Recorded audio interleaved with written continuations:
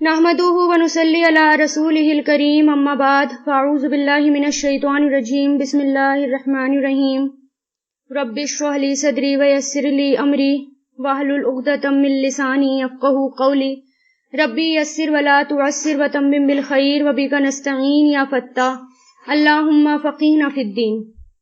آیت نمبر 151 سے کما جیسا کہ ارسلنا ہم نے بھیجا رسولن ارسلنا، دیکھیے ارسلا اس نے بھیجا، فعل ماضی ہے یہ، اور یرسلو وہ بھیجتا ہے یا بھیجے گا، ٹھیک ہے، تو یہ کیا ہے؟ فعل ماضی۔ ارسلنا ہم نے بھیجا، فیکم فی مطلب میں اور کم مطلب تم میں، رسولن ایک رسول، رسولن ایک رسول، منکم تم میں سے، یتلو وہ تلاوت کرتا ہے، یتلو دیکھیے تلا یتلو سے بنا ہے، یہ کیا ہے؟ فعل مضارع ہے، یتلو وہ تلاوت کرتا ہے، علیکم تم پر، علا پلس کم تو کیا ہو گیا؟ علیکم تم پر،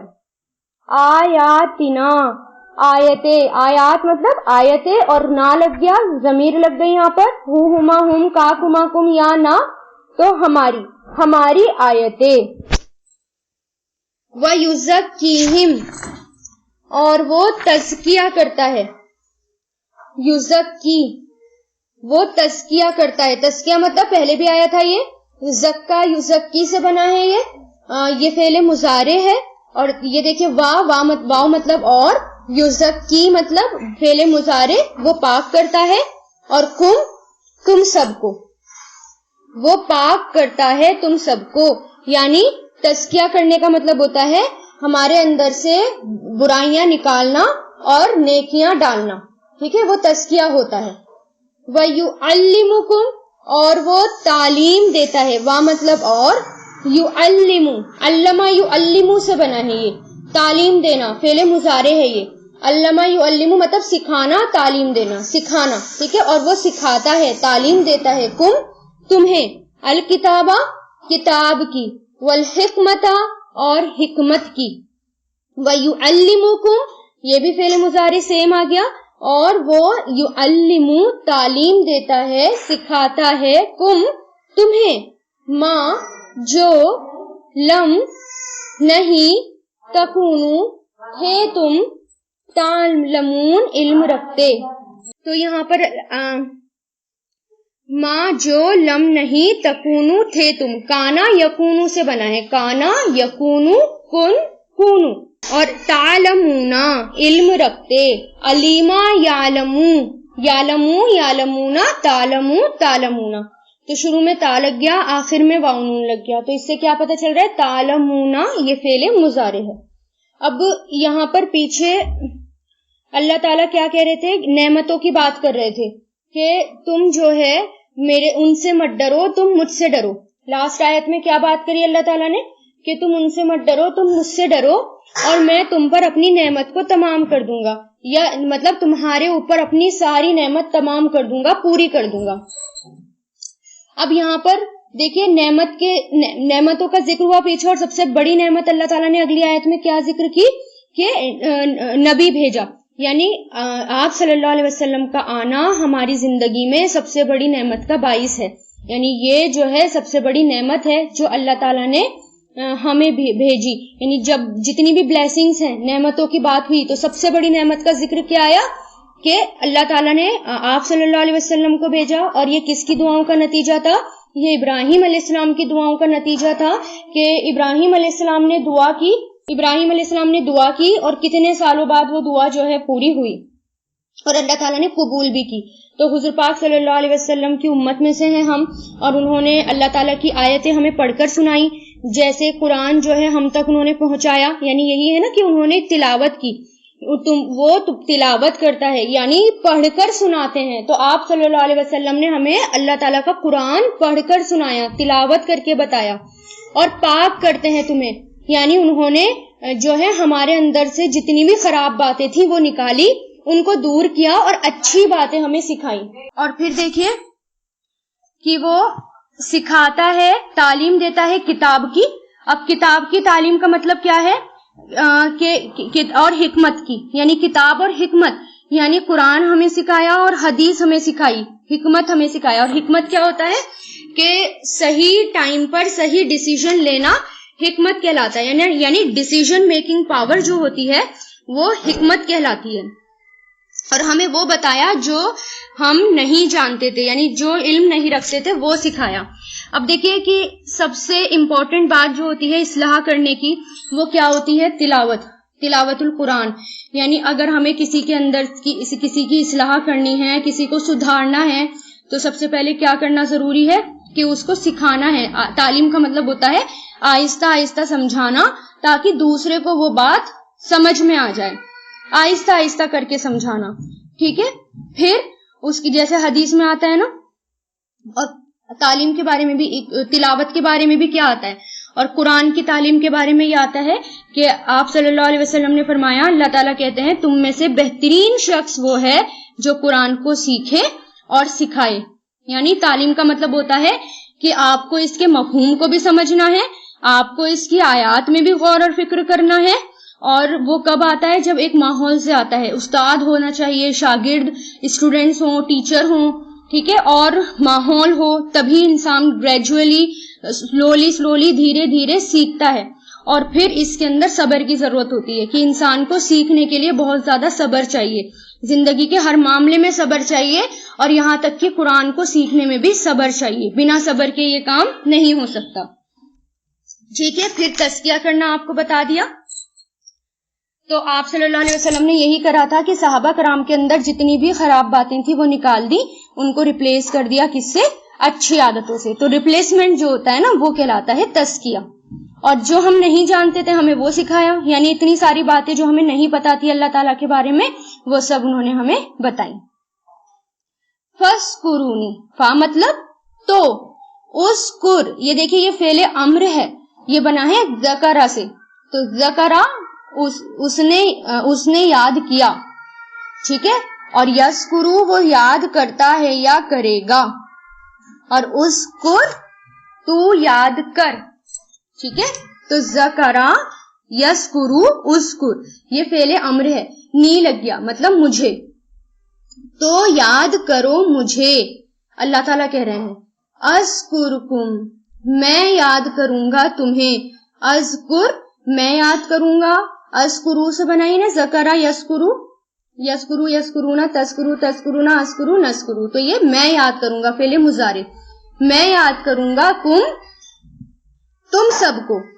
وشکرو لی اور شکر کرو میرا, میرے لیے, وا مطلب اور, اشکر دیکھیے یہ بھی کیا ہے فعل امر ہے, شکرا یشکرو. تو وشکرو لی تو شکرا یشکرو, اشکرو تو یہ بھی فعل امر ہے, سب کو اللہ تعالیٰ حکم دے رہے ہیں. اور شکر کرو لی میرے لیے, لام یا زیر لی میرے لیے, یعنی میرا شکر کرو.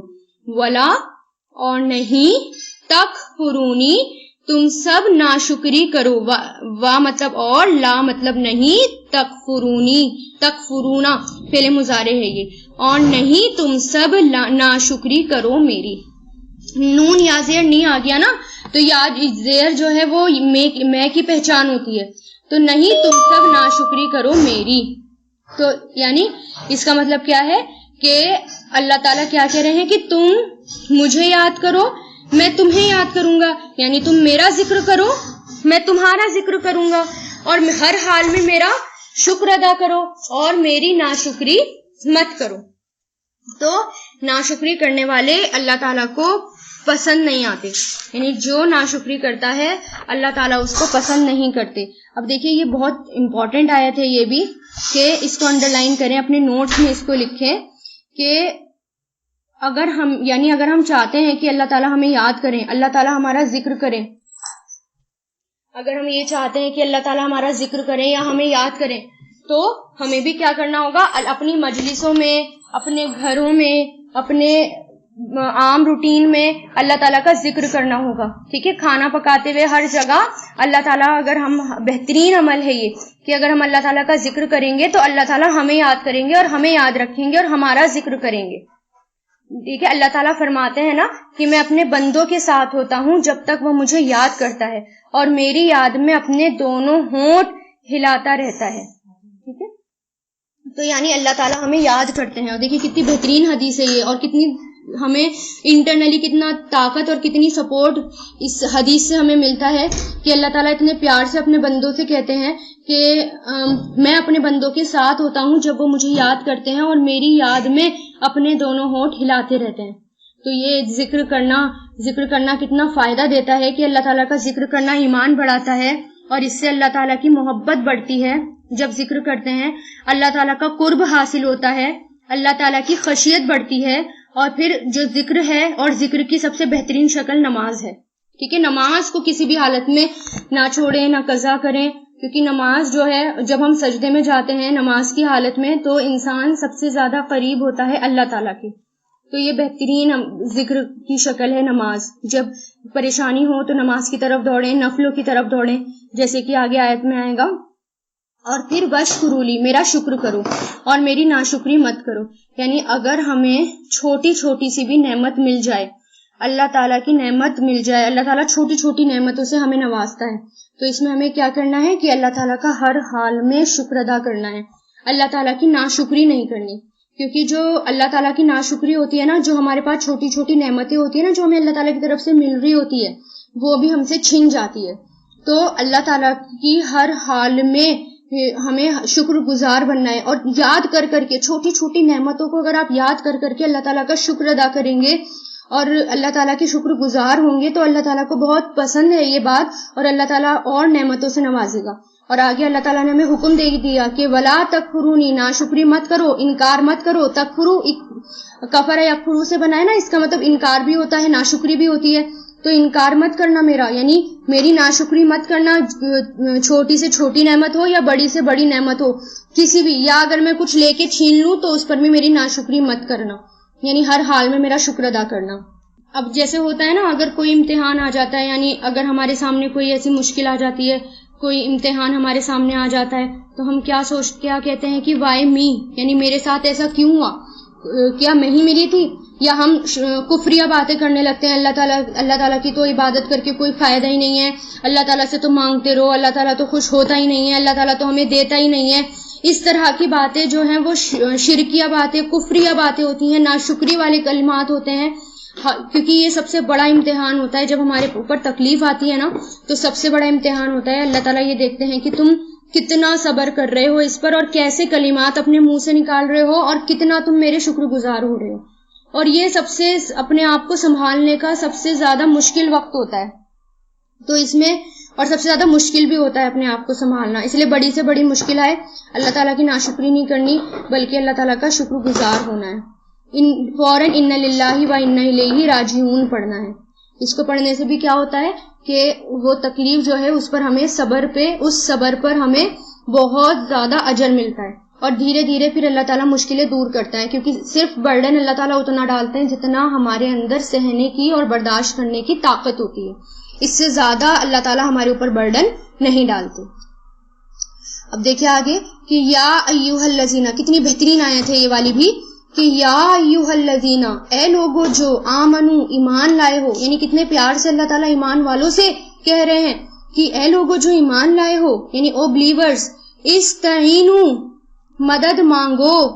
استعانہ سے بنا یعنی سیک ہیلپ، مدد مانگو. یہ استعانہ سے بنا ہے، استعانہ یستعینو، استعینو فعل امر ہے. یہ اللہ تعالیٰ حکم دے رہے ہیں کہ مدد مانگو بالصبری، صبر کے ساتھ. بھی مطلب ساتھ، اور صبری صبر کے ساتھ. والصلاتی، اور نماز کے، یعنی اور نماز کے ساتھ. ان اللہ، بے شک اللہ، مع الصابرین، صبر کرنے والوں کے ساتھ ہے. یعنی اللہ تعالیٰ کیا کہہ رہے ہیں کہ صبر کے ساتھ اگر اللہ تعالیٰ کی مدد چاہیے، پہلے اللہ تعالیٰ نے کیا کہا کہ میرا ہر حال میں شکر گزاری میری کرو، میری ناشکری مت کرو. پھر اللہ تعالیٰ کیا کہہ رہے ہیں، اگر زندگی میں، کیونکہ صبر جو زندگی میں بہت سارے ایسے مرحلے آئیں گے، اسٹیپس آئیں گے آپ کے سامنے، ایسے زندگی میں ایسے پڑاؤ آئیں گے کہ جس میں بہت زیادہ مشکلوں کا سامنا کرنا پڑے گا، اور آپ کے سامنے دقتیں بھی آئیں گی، چاہے وہ کسی بھی فارم میں آئے، فائنینشیل فارم میں آئے، چاہے وہ بیماری کی فارم میں آئے، کسی بھی طرح سے یا کوئی بھی آزمائش آپ کے اوپر آئے، تو اللہ تعالیٰ کیا کہہ رہے ہیں، ان حالات میں میری ناشکری مت کرنا، بلکہ ان حالات میں کیا کرنا، مدد مانگنا، مجھ سے مدد مانگنا۔ اور کیسے مدد مانگنا؟ پہلے نمبر 1 صبر کر کے، ان حالات میں تمہیں صبر کرنا ہے، اور نمبر 2 والصلاۃ، اور نماز کی طرف دوڑ کے، کیونکہ میرے سے مدد مانگو گے کیسے؟ صبر کر کے اور نماز کی طرف دوڑ کے۔ اور ہم کیا کرتے ہیں، بہت زور زور سے رونا پیٹنا شروع کر دیتے ہیں، نماز کی طرف کم ہی جاتے ہیں، یا فرض ادا کر لی بس بہت ہے، ٹھیک ہے، یا تھوڑی بہت دعائیں مانگ لی بہت ہے بس نماز میں، اسی کو ہم سمجھتے ہیں کہ ہم نے اللہ تعالیٰ سے بہت مانگ لیا۔ اور کچھ تو ایسے بھی ہوتے ہیں کہ 5 وقت کی بھی نہیں پڑھی، بس تو 1-2 ٹائم اللہ تعالیٰ کے سامنے رو لیے اور سوچ لیے کہ ہم جو ہے بہت زیادہ اللہ تعالیٰ سے مانگنے والے ہیں۔ جبکہ آپ صلی اللہ علیہ وسلم کا عمل دیکھیں، کتنی سے بڑی مشکل ہو، آپ صلی اللہ علیہ وسلم نماز کے لیے چل پڑتے تھے اور نفل پڑھنے کھڑے ہو جاتے تھے، ٹھیک ہے، اور پھر نماز میں رو رو کر دعائیں مانگا کرتے تھے آپ صلی اللہ علیہ وسلم۔ اب دیکھو نا، اتنی پیاری حدیث ہے ایک، یہ حدیث میں آتا ہے، حضرت ابو ذر غفاری بیان کرتے ہیں کہ حضور پاک صلی اللہ علیہ وسلم نے فرمایا، اللہ تعالیٰ کہتے ہیں، اے میرے بندو، میں نے ظلم کو اپنے اوپر حرام کر دیا اور تمہارے درمیان بھی حرام کر دیا، بس ایک دوسرے پر ظلم نہ کرو۔ اے میرے بندو، تم سب بے راہ ہو مگر جس کو میں سیدھی راہ پر چلا دوں، بس مجھ سے ہدایت مانگو، میں تمہیں ہدایت دوں گا۔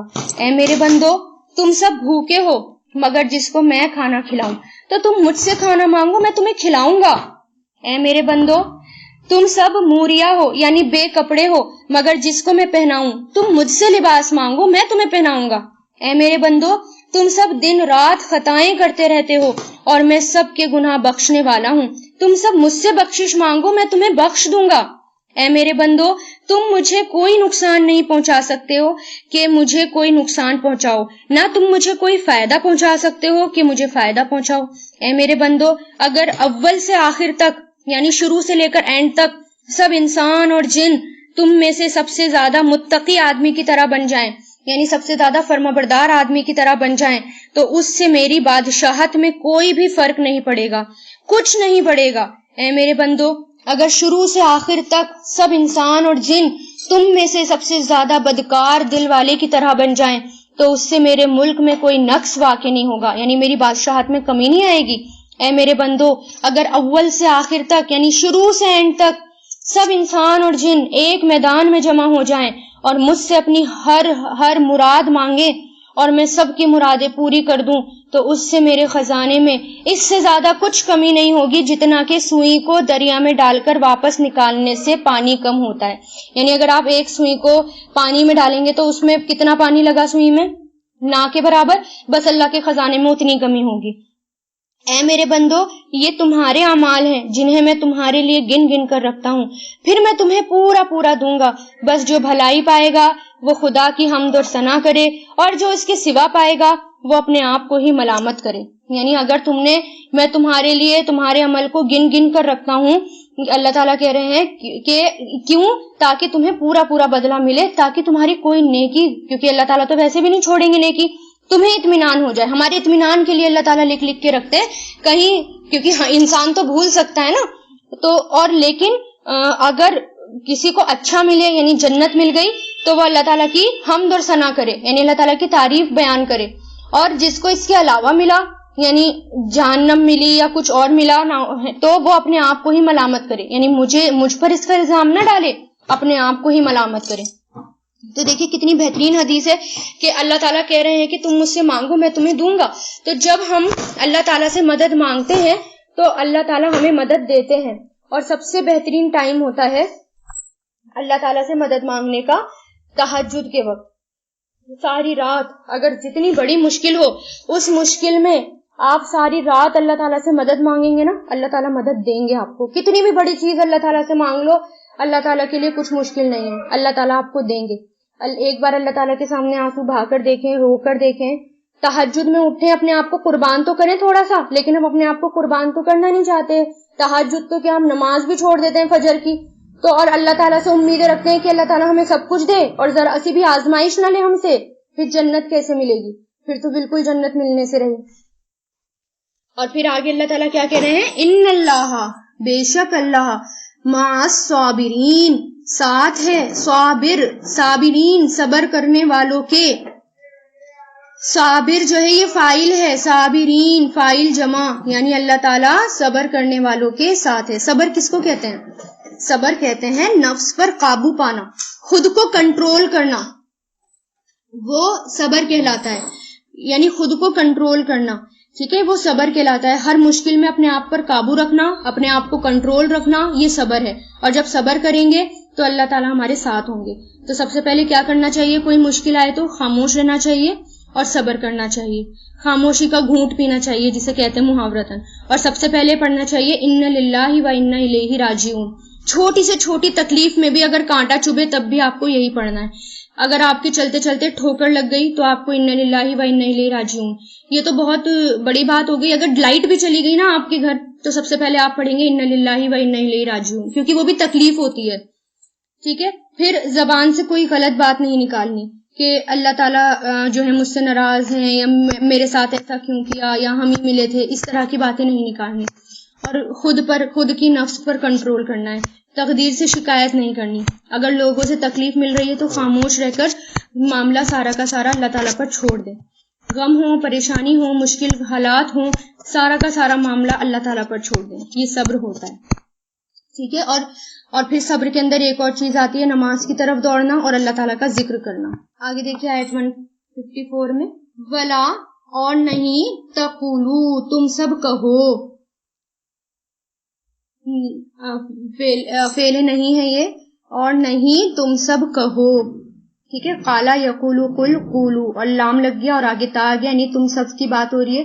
نہیں تم سب کہو، لمن، اس کے لیے جو، لی مطلب لیے، من مطلب جو، اس کے لیے جو، یقتلو، قتل کر دیا جائے، قتلا یقتلو، اقتل اقتلو، جو قتل کر دیا جائے، فی سبیل اللہ، اللہ کے راستے میں، فی سبیل اللہ، اللہ کے راستے میں، اموات، مردہ، بلکہ، احیاء، وہ زندہ ہے، الائیو ہے، زندہ ہے، ولیکن، اور لیکن، لا تشعرون، نہیں تم سب شعور رکھتے۔ شعور مطلب کیا ہوتا ہے؟ سمجھ رکھنا، شعرا یشعرون سے بنا ہے، نہیں تم سب شعور رکھتے، یعنی دیکھیے جو اللہ کے راستے میں قتل کر دیے جائیں، اللہ تعالیٰ کیا کہہ رہے ہیں؟ اور نہیں تم سب کہو اس کے لیے جو قتل کر دیا جائے۔ یہ مضارع مجہول ہے کیونکہ شروع میں پیش لگ رہا ہے اور آخری سے پہلے زبر ہے، تو ان کا کمبینیشن کیا بتا رہا ہے کہ یہ مجہول ہے، مضارع مجہول۔ اس کے لیے جو قتل کر دیا جائے، فی سبیل اللہ، اللہ کے راستے میں، اموات، مردہ، بلکہ احیاء، وہ زندہ ہیں، ولیکن، اور لیکن، لا تشعرون، نہیں وہ سب شعور رکھتے۔ جو اللہ کے راستے میں شہید ہو جائے، شہداء کو یہ نہیں کہنا چاہیے کہ وہ مر گئے، ٹھیک ہے، وہ شہید ہو گئے، یہ کہنا چاہیے، بلکہ وہ زندہ ہوتے ہیں۔ کیوں؟ کیونکہ اللہ تعالیٰ کی طرف سے ان کو رزق پہنچایا جاتا ہے۔ آگے آ جائے گا یہ کہ اللہ تعالیٰ کی طرف سے ان سب کو رزق پہنچایا جاتا ہے، وہ ایک طرح سے قبر میں زندہ ہوتے ہیں اور ہمیں پتہ نہیں ہوتا، ٹھیک ہے۔ اور آپ دیکھیے کہ جو شہداء ہوتے ہیں، شہداء کی جو باڈی ہوتی ہے نا، ان کی باڈی سالہ سال، ہزاروں سال نکل جائیں چاہے، ان کی باڈی کو کچھ نہیں ہوتا، بالکل تر و تازہ ایسی رہتی ہے جیسے کہ ابھی دفنایا گیا ہو، مٹی تک نہیں کھاتی ان کو، ٹھیک ہے۔ اتنا زیادہ شہداء کا درجہ اتنا بڑا ہوتا ہے۔ تو اللہ تعالیٰ کیا کہہ رہے ہیں کہ جو انتقال کر جائیں، ان کے لیے، جو شہید ہیں، جو شہداء ہیں، ان کے لیے یہ مت کہو کہ وہ مر گئے، بلکہ وہ تو زندہ ہیں، لیکن ہمیں اس بات کا علم نہیں ہے۔ اب دیکھیے ایک حدیث میں یہ بھی آتا ہے، جو شہداء ہوتے ہیں، یعنی اللہ تعالیٰ کے راستے میں جب کوئی شہید ہو جاتا ہے تو برزخ میں ایسے لوگوں کی جو روحیں ہوتی ہیں وہ سبز یعنی ہرے پرندوں میں ڈال دی جاتی ہیں، یعنی جنت، یہ جو ہے کافی حدیثوں میں آتا ہے یہ، کہ ابھی حدیثوں کا مفہوم بتا رہی ہوں، کافی ساری حدیثیں مل کر اس طرح کی آتی ہیں کہ ہرے پرندوں کی اس میں ڈال دی جاتی ہیں اور جنت میں چھوڑ دی جاتی ہیں، پھر وہ جہاں چاہتے ہیں وہ اڑتے ہیں اور وہیں سے کھاتے پیتے ہیں، یعنی جنت سے رزق حاصل کرتے ہیں، پھر وہ لوٹ کر لیمس میں آ جاتے ہیں جو اللہ کے عرش کے نیچے لٹک رہے ہوتے ہیں. ٹھیک ہے، یعنی جو اللہ تعالیٰ کے عرش کے نیچے جگہ ہوتی ہے وہاں پر لوٹ کر وہ آ جاتے ہیں. اللہ تعالیٰ ان کو دیکھتے ہیں اور کہتے ہیں کہ تم کیا چاہتے ہو؟ وہ کہتے ہیں کہ ہم اور کیا چاہ سکتے ہیں جبکہ ہمیں آپ نے تو سب کچھ دے دیا. تو اللہ تعالیٰ پھر پوچھتے ہیں کہ تم اور کیا چاہتے ہو؟ تو وہ کہتے ہیں کہ ہم یہ چاہتے ہیں کہ ہم پھر سے دنیا میں چلے جائیں، پھر تیری راہ میں شہید ہو جائیں، یا اور پھر ہم جو ہے شہداء کا درجہ پائیں. تو اللہ تعالیٰ کہتے ہیں کہ یہ لکھ دیا گیا کہ ایک بار مرنے کے بعد دوبارہ کوئی دنیا میں واپس نہیں جا سکتا. ٹھیک ہے، تو یعنی ان کو اتنا اچھا لگتا ہے اللہ تعالیٰ کی راہ میں شہید ہونا. صحیح مسلم کی حدیث آتی ہے یہ کہ اللہ تعالیٰ کو اتنا اچھا، یعنی ان لوگوں کو اتنا اچھا لگتا ہے اللہ تعالیٰ کی راہ میں شہید ہونا. تو شہداء کا درجہ جو ہوتا ہے وہ بہت بڑا ہوتا ہے، اور جنت میں وہ ان کی روحیں جہاں چاہتی ہیں وہاں اڑتی پھرتی ہیں، اور وہاں سے وہ جنت سے وہ کھاتی ہیں. تو ان کو یہ نہیں کہنا چاہیے کہ وہ مردہ ہیں. کہ آپ صلی اللہ علیہ وسلم نے فرمایا، اللہ تعالیٰ فرماتے ہیں میرا بندہ مجھ سے جو توقع رکھتا ہے، جیسا گمان اس نے میرے بارے میں قائم کیا ویسا ہی وہ مجھے پائے گا. جب وہ مجھے یاد کرتا ہے تو میں اس کے ساتھ ہوتا ہوں. اگر وہ مجھے تنہائی میں یاد کرتا ہے تو میں بھی اسے تنہائی میں یاد کرتا ہوں. اگر وہ مجھے کسی جماعت کے ساتھ بیٹھ کر یاد کرتا ہے تو میں اس سے بہتر جماعت کے ساتھ اسے یاد کرتا ہوں. اگر وہ میری طرف ایک بالش بڑھتا ہے تو میں اس کی طرف ایک ہاتھ بڑھ جاتا ہوں. اگر وہ میری طرف ایک ہاتھ بڑھتا ہے تو میں اس کی طرف 4 ہاتھ بڑھتا ہوں. اگر وہ میری طرف آہستہ آہستہ آتا ہے تو میں اس کی طرف دوڑ کر جاتا ہوں. یعنی تو اس لیے اللہ تعالیٰ سے ہمیں بہترین اور اچھی توقع کی امید رکھنی چاہیے کہ اللہ تعالیٰ سے ہم مانگیں گے، اللہ تعالیٰ ہمارے ساتھ اچھا کریں گے. اور یہ ہماری آزمائش ہے، تھوڑی سی آزمائشیں ہم سہیں گے اور انشاءاللہ یہ جو ہے وہ دور ہو جائیں گی. وآخر الدعوانا ان الحمدللہ رب العالمین. سبحانک اللہم و بحمدک ونشہد ان لا الہ الا انت نستغفرک ونتوب الیک.